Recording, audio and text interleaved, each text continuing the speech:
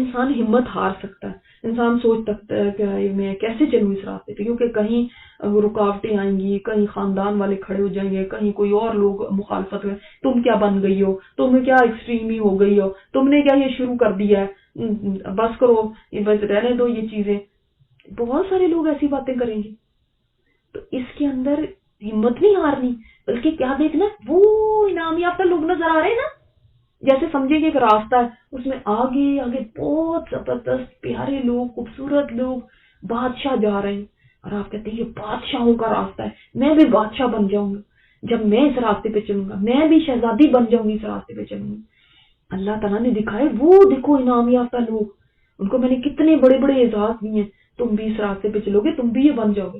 جیسے لوگ آج کل دنیا میں کیا کرتے ہیں، وہ اتنی خوبصورت ہے، وہ سیلیبریٹی ہے، وہ ہیروئن ہے، اور بھائی اس نے یہ کیا تو وہ اتنی خوبصورت ہو گئی، اچھا میں بھی یہی کرتی ہوں. ایسے کرتے ہیں نا، پھر وہی چیزیں کرنے شروع کر دیتے ہیں، اس نے فلاں پروڈکٹ یوز کر دیا، اس سے وہ جوان ہو گئی ہے، میں بھی چلو وہ ان کے راستے پہ چل پڑتے. اب جس کو اللہ سے انعام چاہیے اس کو انعام یافتہ لوگوں کا راستہ ہی چوز کرنا پڑے گا، اگر آپ کو بھی انعام چاہیے تو. ایک اور حدیث بتاتی ہے نا، آپ صلی اللہ علیہ وسلم نے کیا فرمایا، اسلام کا آغاز کیسے ہوا تھا، اجنبیت سے. اجنبی تھا اسلام، کوئی کہتے تھے یہ کیا نئی باتیں لے کر آ گئے ہو، یہ کیا نیا ہی دین نکال لیا تم نے. آپ صلی اللہ علیہ وسلم نے فرمایا تھا ایک وقت آئے گا جب اسلام جیسے شروع ہوا تھا ویسے ہی لوٹ جائے گا.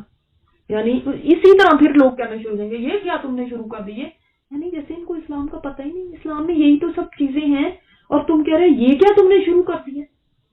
وہ بھی اس وقت زمانے میں یہی کہتے تھے، اسی طرح شروع میں جب اسلام سٹارٹ ہوا تھا. اور دیکھو آج واقعی وہ وقت آیا اس حدیث کے مطابق کہ اسلام واپس اسی پر لوٹ جائے گا. تو آپ صلی اللہ علیہ وسلم نے کیا فرمایا، بہت میری یہ فیوریٹ حدیث ہے، کیا فرمایا، فَطُوبَى لِلْغُرَبَاء، تو خوشخبری سن لیں اجنبی. اسلام غریب تھا اور دوبارہ غریب ہو جائے، غریب سے مطلب کیا، اجنبی تھا، تو خوشخبری ہو اجنبیوں کو، یعنی یہ جو تھوڑے سے لوگ جو پھر بھی چلتے رہیں گے اس کے اوپر اور پرواہ نہیں کریں گے لوگ کیا کہہ رہے ہیں، گھبرائیں گے نہیں، لوگ باتیں بھی بنائیں گے، بڑا کچھ کہیں گے، تم نے صبر کرنا ہے، لوگ مذاق کریں تم نے چلتے رہنا ہے، تب اللہ تعالیٰ تمہیں ان کا ساتھ دے دے گا جو انعمت علیہم غیر المغضوب علیہم، نہ ان لوگوں کا راستہ جن پہ غضب کیا گیا. غضب اللہ نہیں، اللہ تعالیٰ نے فرمایا، مغضوب فرمایا، جن پہ غضب ناک ہوا، کیا گیا، غضب کیا گیا. کس کا غضب ہوا، اللہ کا بھی ہوا، اس کے فرشتوں کا بھی ہوا، انسانوں میں سے بھی ہوا. اور وَلَضَّالِّينَ، اور نہ گمراہ لوگوں کا راستہ، جو راستہ بھٹک گئے اللہ ان کا راستہ نہ دکھانا. اب یہ کون لوگ ہیں، اچھا ہم اپنی فوراً ہم کہہ دیتے ہیں یہود و نصارہ، وہ ٹھیک ہے حدیث سے ثابت ہے کہ یہود و نصارہ ہے، لیکن اگر صرف یہود و نصارہ ہوتے تو یہاں پہ کہہ دیا جاتا کہ یہود کا راستہ نہ دکھانا اور نصارہ کا راستہ نہ دکھانا. یہاں پہ تو کہا گیا غیر المغضوب علیہم اور ضالین کا راستہ. ٹھیک ہے وہ ہیں، یہود بھی شامل ہیں مغضوب میں اور ضالین میں نصارہ شامل ہے، مگر صرف یہ نہیں ہے، ہر کوئی جو اسی راستے پر چلے گا وہ بھی مغضوب ہوگا اور وہ بھی ضالین ہوگا، چاہے وہ یہود و نصارہ میں سے ہے یا نہیں ہے. یہودیوں نے کیا کام کیا جس کی وجہ سے وہ مغضوب ہوئے، بہت سارے ریزن ہیں اس کے، لیکن ایک بہت بڑا ریزن جو علماء بتاتے ہیں وہ یہ ہے کہ ان کے پاس علم تھا لیکن انہوں نے عمل نہیں کیا. علم تھا، تورات آ گئی تھی، سچا علم مل گیا، حق آ گیا ان کے پاس، عمل نہیں تھا. ضالین کا راستہ کیا تھا، نصارہ نے کیا کیا تھا، نصارہ کے پاس علم نہیں تھا، انہوں نے عمل بہت کیا، ان کو عمل کا بڑا شوق تھا کہ ہم صحیح راستے پر چلیں، اس کے لیے بڑی انہوں نے رہبانیت بھی اختیار کی. دیکھ لی نا یہ لوگ تو یعنی نہ شادی کرتے ہیں نہ کچھ، اور دنیا کی ساری لذتوں سے الگ ہو کے راہب بن جاتے ہیں. آپ ان کی ننز دیکھیں، ان کے جو پادری ہوتے ہیں ان کا بھی یہی حال ہوتا ہے، بس اپنے آپ کو بالکل الگ تھلگ کر لیتے ہیں دنیا سے، بس عبادت میں لگے ہوئے. اب یہ راستہ تو اللہ کی طرف سے تھا ہی نہیں، انہوں نے خود ہی ایجاد کر لیا. کیوں؟ اس لیے کہ علم نہیں تھا، علم تھا نہیں، بس عمل کا شوق تھا. تو گمراہ ہو گئے. جب علم کے بغیر عمل شروع ہو جاتا ہے نا تو پھر وہ عمل کیسا ہوتا ہے. میری دوست نے فون کیا، وہ یہ کہہ رہی تھی اچھا اتنے سپارے پڑھ لو تو یہ کر لو تو یہ ہو جائے گا. اچھا فلاں میں نے انٹرنیٹ پہ یہ پڑھا تھا، اچھا یہ کر لوں، اچھا اس سے یہ ہو جائے گا. وہ کرنے شروع کر دیا. واٹس ایپ پہ کسی کا میسج آ گیا، اس نے کچھ بتا دیا، اس ادھر کو چل پڑے. یعنی جب آپ کے پاس خود کے پاس علم نہیں ہوتا نا اور بس عمل کا شوق ہے، نہیں میری نیت تو اچھی ہے. نیت تو عیسائیوں کی بھی بری نہیں ہے. یا ان کی نیت بری نیت کے ساتھ وہ عبادت کرنے گرجوں میں بیٹھے ہیں. انہوں نے تو شادیاں بھی نہیں کی، انہوں نے اپنے آپ کو دنیا کی لذتوں سے بھی دور رکھا کہ بری نیت سے کریں. نہیں، نیت تو ان کی بھی اچھی ہے. نیت اچھی ہونا صرف کافی نہیں ہے جب تک عمل صحیح نہ ہو. ایک بندہ کہے نہیں میں حرام کھا رہا ہوں لیکن میری نیت بہت اچھی ہے. نیت تو میری اتنی اچھی ہے کہ بس اس وجہ سے اس کا عمل صحیح نہیں ہو جاتا. دوسرا ہم نے کیا چیز دیکھی کہ علم آ گیا لیکن عمل نہیں ہے. اللہ تعالیٰ نے ان کی مثال دی سورہ جمعہ میں کہ ان کی مثال ایسی ہے کہ جیسے گدھے کے اوپر آپ کتابیں لاد دیں. وہ گدھے بیچارے کو کیا پتا میرے اوپر کتنا علم لدا ہوا ہے، علم کے خزانے ہیں میرے پاس. اس کے اوپر تو مٹی لاد دیں یا کتابیں لاد دیں، اس کے لیے تو ایک ہی ہے، وہ صرف بوجھ اٹھائے ہوئے. تو یہ ان کی مثال ہے. تو جب علم آ جائے اور عمل نہ ہو تو گدھے والی مثال بن جاتی ہے. تو یہ مغضوبی علیہم کیوں ہوئے؟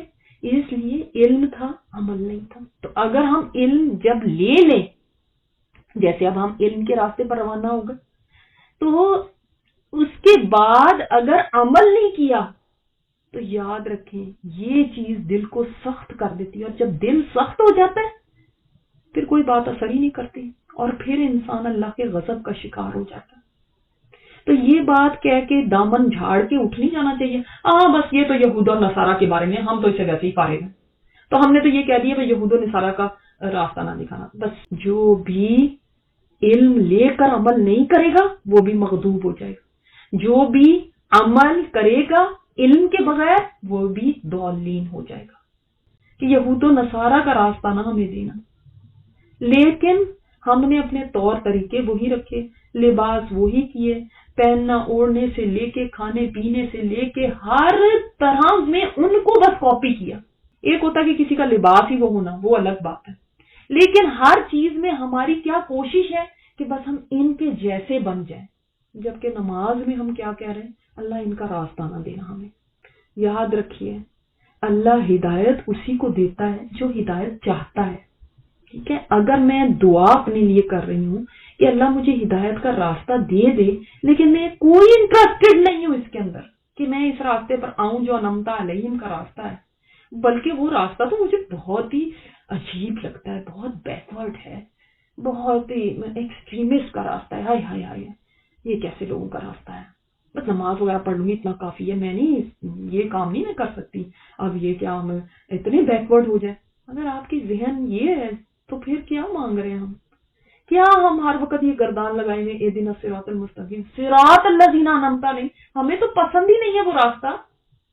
ہمیں تو نہ وہ ان کے طریقے پسند ہیں، نہ ان کی جیسی عبادت پسند ہے، نہ ان کے جیسے لائف سٹائل پسند ہے. ہمیں تو کچھ بھی نہیں پسند ان کا، نہ ان کے جیسے حال حلیے پسند ہے، کچھ بھی نہیں پسند. ہم کہتے ہیں وہ ہوں گے اپنی جگہ ہوں گی. ہم نے تو آج کے زمانے میں رہنا، آج کے وقت کے مطابق ہم چلیں گے، ان کے طرح بن جائیں ہم. وہ تو اللہ معاف کرے دیوانے لگتے ہوں گے، ہم ویسے بن جائیں. اتنا بھی کیا ہو گیا؟ تو اگر اس قسم کی سوچ ہے تو پھر کیا اللہ ہدایت دے گا؟ اللہ تو اس کو ہدایت دیتا ہے جس کو واقعی دیکھو. وہ حدیث آتی ہے نا کہ اللہ تعالیٰ غافل دل کی دعا نہیں سنتا. یعنی اب ذہن کہیں ہے، مانگ رہے ہیں دن صراط المستقیم، اور پھر پسند ہے نہیں راستہ اور کہہ رہے ہیں صراط الذین انعمت علیہم. ہاں تو آپ کے تو پہلے تو یہ ڈیسائیڈ کریں کہ واقعی چلنا چاہتے ہیں اس راستے پر، واقعی پسند بھی ہیں وہ لوگ. اور چلو وہ لوگ تو ماشاءاللہ سب کو ہی پسند ہوتے ہیں، نیک لوگ کس کو برے لگتے ہیں، لیکن ان کا جو راستہ ہے، بات یہاں پہ ان لوگوں کی نہیں ہو رہی، ان کے راستے کی ہو رہی ہے. ان کا جو راستہ ہے وہ پسند ہے. ان کے پوچھا نہیں جا رہا آپ کو ان سے کتنی محبت ہے، صحابہ سے سب کو محبت ہے. بات تو یہ ہے کتنا پسند ہے وہ راستہ کہ اپنے لیے اتنا کریو کریں کہ دن میں اتنی دفعہ مانگنا ہی شروع کر دیں اتنا پسند ہے آپ کو وہ راستہ کہ آپ دن میں گردان ہی لگائی ہوئی ہے، ہر دفعہ کھڑے ہوتے تو وہی مانگتے جاتے ہیں. کیا اتنا پسند ہے؟ لپ سروس ہے. کیونکہ جب یہ کہہ دیا سورہ فاتحہ پڑھنی ہے ہر رکعت میں تو ہم نے پڑھ لی، طوطے کی طرح رٹی ہوئی سنا دی اللہ کو کہ یہ دیکھیں میرے سارا سبق یاد ہے، لیکن مانگا میں نے کچھ نہیں، کیونکہ میں نہیں چلنا چاہتی اس راستے میں تو چلنا چاہتی مغضوب علیہم والضالین کے راستے پر، استغفر اللہ. لیکن ریئل لائف میں ایسا ہی ہے، ہمارا عمل یہی کہہ رہا ہے. سوچیں کتنی گہرائی ہے اس صورت کے اندر، اور سوچیں کہ آج تک ہم کیا پڑھ رہے ہیں، کیا چاہتے ہیں اپنے لیے. ڈیسائیڈ تو پہلے کر لو پھر مانگو نا.